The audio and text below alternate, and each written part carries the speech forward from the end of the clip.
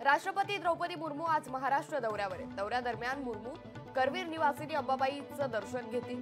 या पार्श्वभूमीवर मंदिर सर्वसामान्यांसाठी 4 तास बंद राहणार असून शहरातील वाहतुकीतही मोठा बदल करण्यात आला आहे। शरद पवार आजपासून 3 दिवसीय कोल्हापूर दौऱ्यावर आहेत। आज दुपारी 2च्या सुमारास ते कोल्हापुरात त्यांचं आगमन होईल।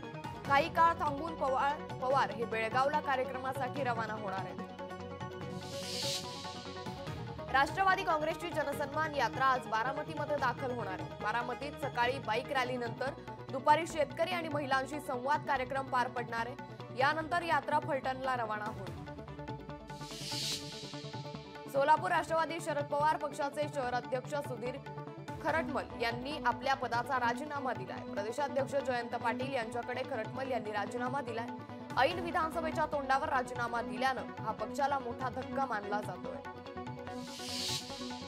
कल्याण ग्रामीण मधील 14 गावं नवी मुंबईत सामील करण्यास भाजप आमदार गणेश नाईक यांनी तीव्र विरोध केलाय। या गावांच्या विकासाचा बोजा नवी मुंबई महानगरपालिकेवर पडणार असल्याचं कारण देत त्यांनी हा विरोध केलाय। कर्जत मतदारसंघात आमदार महेंद्र थोरवेंच्या उपस्थितीत जोरदार शक्ती प्रदर्शन करत पक्षप्रवेशाचा कार्यक्रम पार पडलाय। यावेळी राष्ट्रवादीच्या अनेक दिग्गज नेत्यांनी शिवसेनेत प्रवेश केलाय। हा राष्ट्रवादीला मोठा धक्का मानला जातोय।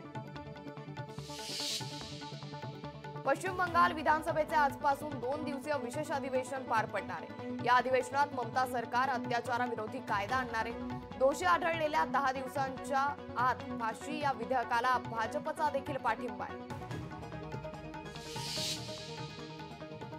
मुंबईतील 77 पोलीस अधिकाऱ्यांच्या बदल्या करण्यात आल्या। सहाय्यक पोलीस आयुक्त आणि वरिष्ठ पोलीस निरीक्षक दर्जाच्या अधिकाऱ्यांच्या बदल्या करण्यात आल्या। देशभरातील विविध न्यायालयात प्रलंबित खटल्यांचा निपटारा करण्यासाठी सर्वोच्च न्यायालयाच्या समितीनं त्रिस्तरीय कृती आराखडा तयार केलाय। कृती आराखड्याच्या 3 टप्प्यांमध्ये जिल्हास्तरीय खटले व्यवस्थापन समित्या तयार करण्यात येणार असल्याची माहिती सरन्यायाधीश धनंजय चंद्रचूड यांनी दिली आहे।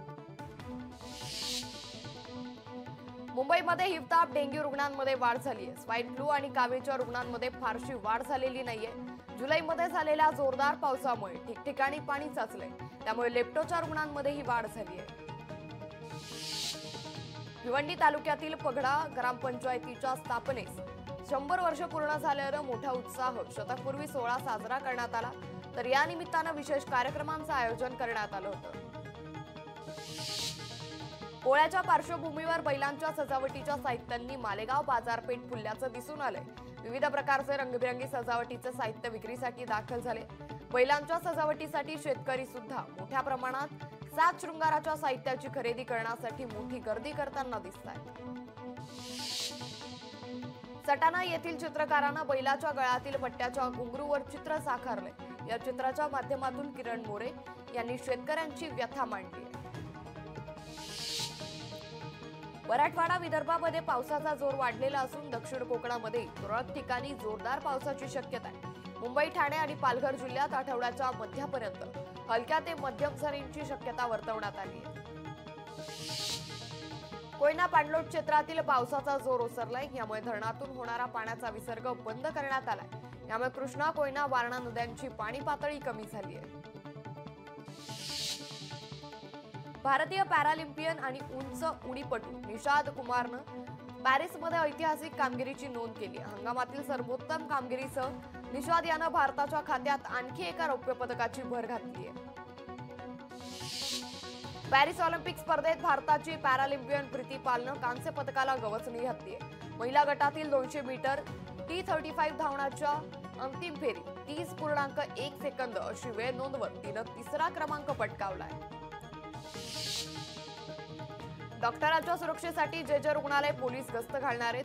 गस्त घालून विशेष लक्ष द्यावे तसंच त्यांची नोंद ठेवावी अशा सूचना दक्षिण मुंबईचे अतिरिक्त पोलीस आयुक्त डॉक्टर अभिनव देशमुख यांनी दिल्या आहेत। लोकशाही मराठी ऐका, पहा, जागरूक रहा।